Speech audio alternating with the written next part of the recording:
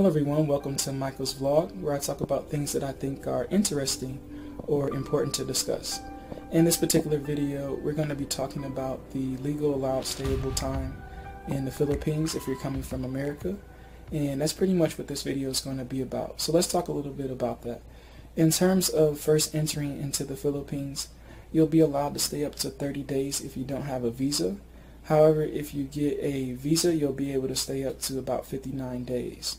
So in order to get the visa, what you would need to do is while you're in the USA, you want to make sure you contact your nearest Philippine consulate. In this case, at least for me, because I stayed in the state of Michigan, I had to contact the Philippine consulate in Chicago. And basically what I had to do is I sent out my passport, and then I sent them some additional information, and they had me pay a fee. And once that fee was paid and they processed my paperwork, I was allowed to stay here for 59 days upon my initial entry. So keep that in mind. You want to make sure you plan out at least a few weeks ahead to be able to get that information processed. And you do not want to buy your ticket until you have that information processed if you want to stay for 59 days. If you don't plan to stay for 59 days, the initial 30 days is good for you, then you can skip past that. There's no need to contact the Philippine consulate. Another thing you want to consider is that your ticket needs to match up with your allowable stay time. That means you cannot have a ticket that says you're going to stay for 70 days if you can only get a maximum allowable stay time of 59 days upon your initial entry.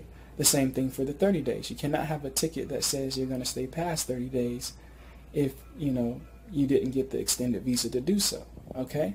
So those are some things that you want to consider.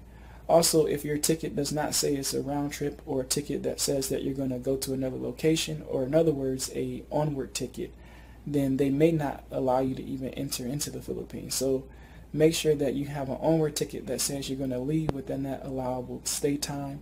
And if you do that, you should be just fine. I don't want you guys to come here and then buy a ticket that is not within the legal allowed stayable time and then end up having to come back to America, or end up having to pay for a new ticket to satisfy their requirements. Okay, so hopefully that will save you some cost in terms of coming here.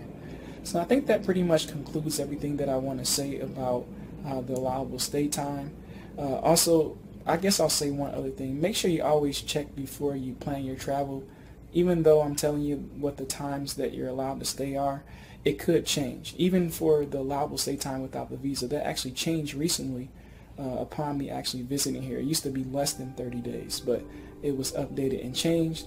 So that's why I told you what I told you in this particular video. If you found this video to be helpful, definitely make sure you embed, comment, share, and subscribe, and stay tuned for future videos from Michael's Vlog.